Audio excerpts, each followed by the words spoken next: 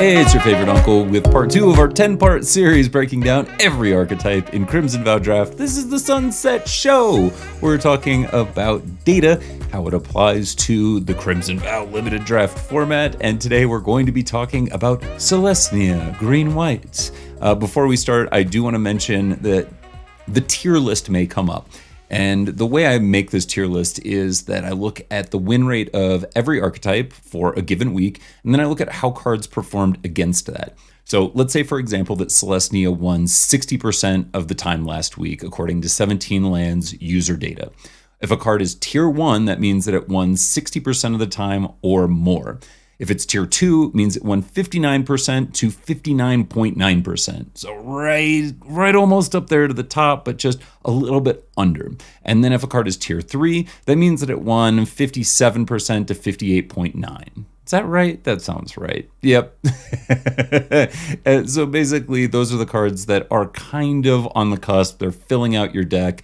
If anything's tier 4, then basically it's your 23rd card. All right, great. Now, with Selesnya, this overall theme is really beat down. You are looking to curve out.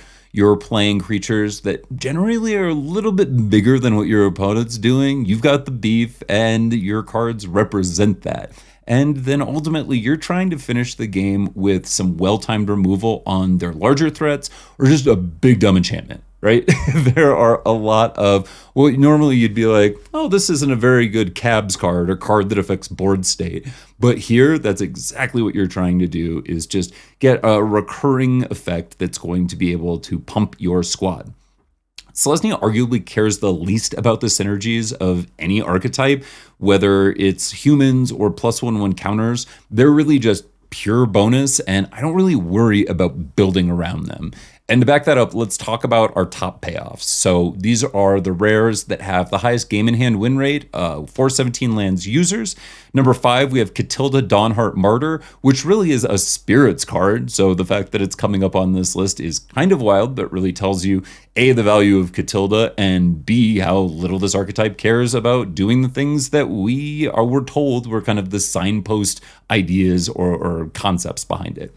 Number 4 is Welcoming Vampire. Again, just a great magic card that we discussed on the Azorius episode.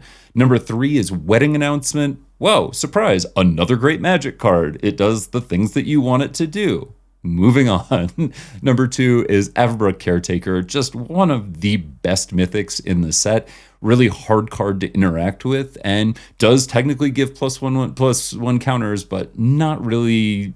It doesn't matter, right? Once you have a Caretaker down, your opponents have very few options. Path of Peril and by invitation only really being about it. And then number 1 in green-white is Helena and Elena Partners, which just speaks to how absolutely busted that card is in limited, that it's fine to go ahead and splash it if you ever see one in your pod and you're like, oh, but I'm green-white. No, go for it. Do it. Pull the trigger. Yeah, this is just a card that you're absolutely looking to cast at all times. So I'll note that what would look like a high synergy rare in Sigarda's Summons, not on that list. It's not really on, it's only on the list, right? It has a worse win rate in this archetype than Piercing Light and Sporeback Wolf. 2 commons that generally I'm not too excited to have in my deck. So I know that there was this idea that, hey, you could take one early and really do a nice little build around, but I don't think that that's really supported. I don't think that you need to do it. This deck really is looking to, again, cast creatures on curve, turn them sideways. In terms of our signpost uncommon, Sigardian Paladin, it ranks as the 7th best uncommon. That's probably just because it's a 4/4 body for 4, but that puts it behind cards like Valorous Stance or Brambleworm. In terms of human payoffs, Resistance Squad comes in at 4th on that list, mostly because you'll just have an incidental human in play. It's also much better than Sporecrawler because you get that card right away. No one's Flameblessed bolting you out of your card. It comes in, you are drawing 1. Most of the time. So it's a fine human, right? It's, even if you're not hitting, it's still a 3/2 for 3. Not an ideal rate, but you didn't totally whiff if you miss. Again, talking about kind of these signpost uncommons or core concepts of an archetype, Laid to Rest is one of the biggest traps in the set. It has a win rate lower than a non-card like Boarded Window. Yeah. I'm not going to say that you never want to be playing Laid to Rest. If you have 14 humans and a bunch of counter synergies, then, go for it. It has its spots, but I would rather be playing it with, say, Stensia Uprising, where I know I'm getting a human every turn and I can cash that human in for a card if I need to. It is a card that I think people see late in packs and go, oh, humans is open, when somebody could very realistically be in green-white and just go, I'm not playing that card. It actually actively loses me games. It's not the kind of do-nothing enchantment that you want. We'll talk about those in just a moment. Because one of your biggest holes in this deck are closers.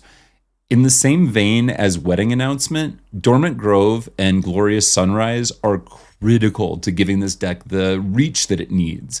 You can get this squad out, but you need a way to push them over. And Dormant Grove gives you a repeated +1/+1 counter. I'm usually trying to not flip it if at all possible. I'm looking to just keep growing my team and making sure that if I have a training creature out, that I always have something that has a little bit more power than it does. Additionally, Glorious Sunrise just gives you the opportunity to pay off a wide board by giving everything a little bit of bonus and trample so that you can get through for your last points of damage. Now, I don't care which of these effects I have access to. Dormant Grove, Glorious Sunrise, Wedding Announcement, they're all kind of equal to me. Some a little bit better than others, but I just need 1 to 2 of them to really make this deck hum.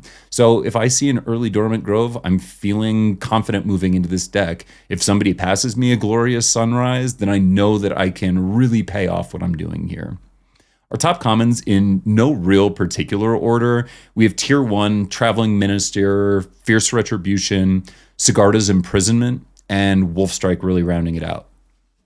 Tier 2, you're looking at Sporecrawler, Rural Recruit, and Weaver of Blossoms. And then Tier 2.5-ish as Flourishing Hunter and Kindly Ancestor. Now, if we're looking at that list, we have Traveling Minister, Rural Recruit, and Weaver of Blossoms half the time as our only humans in there, and really nothing with +1/+1 counters outside of Rural Recruit. So we have those kind of training options at common. We have other humans at common, but you're not seeing any of them here. In fact, you're mostly seeing Removal and Traveling Minister, which is a very good Magic card. So if this is all starting to make sense, then great. You're seeing the trees for the forest. I don't think that's how that expression works. But again, I cannot emphasize enough that +1/+1/+1/+1/+1, you can do it as many times as you want. +1/+1 counters are just inherently good. They're things that you want to be giving to creatures. Humans, doesn't matter. I really don't care if I have humans in my deck. Speaking of which, overrated, I think the number one overrated card is Apprentice Sharpshooter. It's only hit Tier 2 twice out of 8 weeks, and it really plays best as a defensive card, which is not the kind of card you want to be actively training. Now, I do think that combat tricks are a little transparent at this point, so if you're hoping to trap a flyer with Witch's Web, it doesn't quite have the impact that it used to, and this deck can be soft to flyers, but I don't think Apprentice Sharpshooter is what you're looking to do. I think you're looking to bowl over decks like Azorius with your better creature quality. You just have beefier things. You need to find a way to get them across the finish line. I'm also going to put in Militia Rallier as another overrated card. It's hit Tier 2 once, but it's really overdrafted right now. It has a much higher pick order than some of my more underrated cards, which we're about to get to. One of the biggest issues with Militia Rallier is that the text that says it cannot attack alone is very important. There's a lot of cheap removal that people are prioritizing when you're talking about Flame Blessed Bolt, Abrade, people are playing Parasitic Grasp or Fierce Retribution. A lot of ways to really just nullify a potential attack for you. And having a 3/3 just sitting around on defense is not what this deck wants to do. If you have a real critical mass of 2-drops, then I don't mind having one, but really I think that people just slot this in as like, sure, I'll play a Militia Rallier, when a lot of times you'd be better off just playing a 3-drop that can attack. Getting into this deck is pretty easy because of the underrated cards in Dawnhart Disciple and Rural Recruit, which are both on average going after pick 8. Now, if you can get a core 2-drop for your deck like Dawnhart Disciple as a wheel card or later, you're doing really well.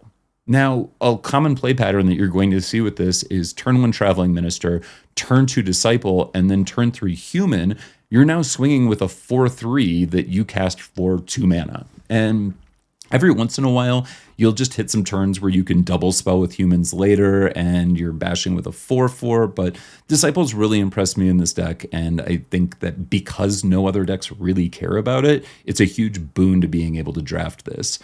On the other side, Rural Recruit is just 2 bodies for 4 mana, and this deck can care about bodies when we're talking about some of those go-wide enchantments. It does train and gives you a body that, in a 3/1 that can be a little mana inefficient for your opponents to answer. If they are playing a lot of removal or just, trying to attack into you, maybe you got a slow start, it can make attacks a little awkward for them, like I talked about in the Semulin episode.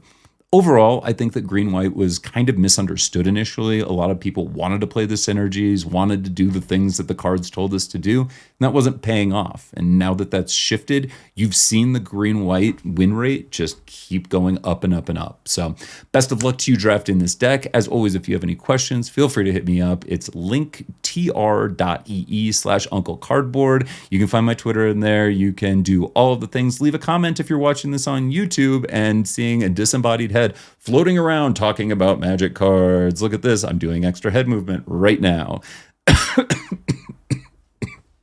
I moved too much. As always, the show is not ad supported. There is no Patreon. So if you like what I'm doing, please share it with somebody, share it on the internet, talk to somebody, tweet about it, literally do the things, like, subscribe, all of that fun stuff. It's all free. And come check me out on Twitch, twitch.tv/UncleCardboard, where I stream intermittently. Isn't that exciting and weird? All right, thanks. Have a good one.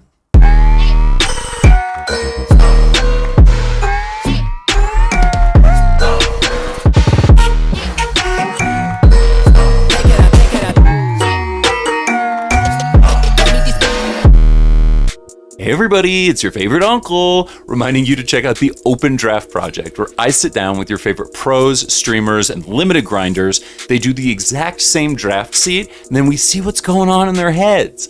If you are brand new to draft, or you're like me and draft way too much, there's always something that you can take away from this series where we talk to some of the greatest draft minds in the world. Check it out.